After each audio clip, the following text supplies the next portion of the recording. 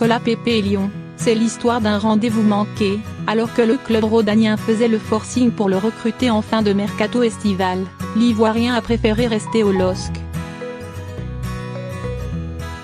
3 mois plus tard, le joueur et l'OL se retrouvent samedi, avec comme enjeu la 2e place de Ligue 1. Jusqu'aux dernières heures du dernier jour du marché de transfert, le 31 août, l'incertitude sur l'avenir du meilleur joueur nordiste a plané au-dessus du domaine de Lukine, le centre d'entraînement du LOSC. Selon une source proche du dossier, le président lyonnais Jean-Michel Aulas a contacté son homologue lillois Gérard Lopez à plusieurs reprises lors de la dernière semaine du mercato pour le convaincre de lui céder sa pépite, augmentant son offre jusqu'à quelque 30 millions d'euros.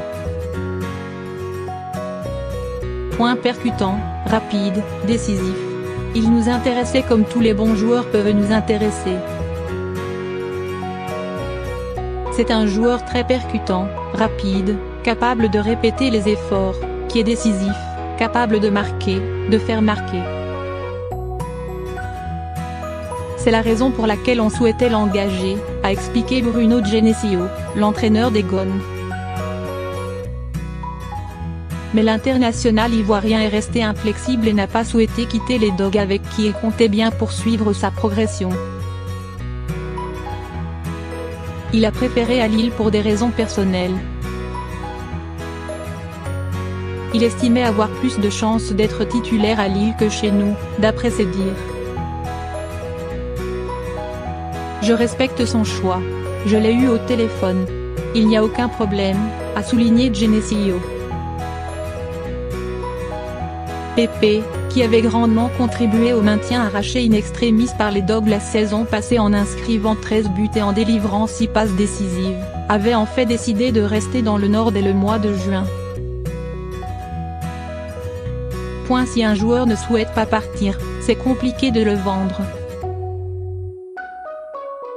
Avant le début de saison, il avait parlé avec son président pour lui dire qu'il souhaitait rester à Lille au moins 1 an de plus.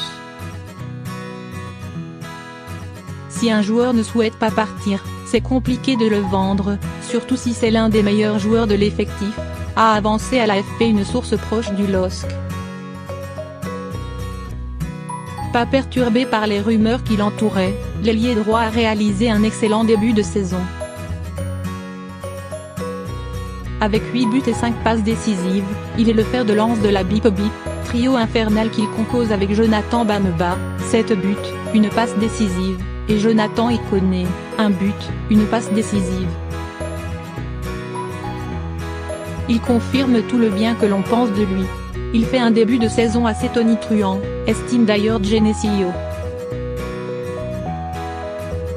Petite perte de vitesse. Toutefois, à l'image de son équipe, qui n'a pris qu'1 point en 3 matchs, l'Ivoirien marque un peu le pas. C'est plus difficile pour lui car il a été vu, identifié, analysé. Il ne faut pas qu'il tombe dans une mission d'être le sauveur de l'équipe comme ça a pu être le cas. Il ne faut surtout pas qu'il se mette une pression supplémentaire. Il est performant quand il joue pour l'équipe, juge Christophe Galtier. Lyon pourrait-il retenter sa chance lors du prochain mercato d'été? Rien n'est moins sûr selon Bruno Genesio, d'autant que Pepe devrait être très convoité, il faudra voir ce qui se passe d'ici là. C'est à la fois proche et loin. Dans le football, on ne peut pas savoir. J'ai vu qu'il y avait beaucoup d'autres clubs intéressés. Est-ce que nous pourrons lutter avec cela?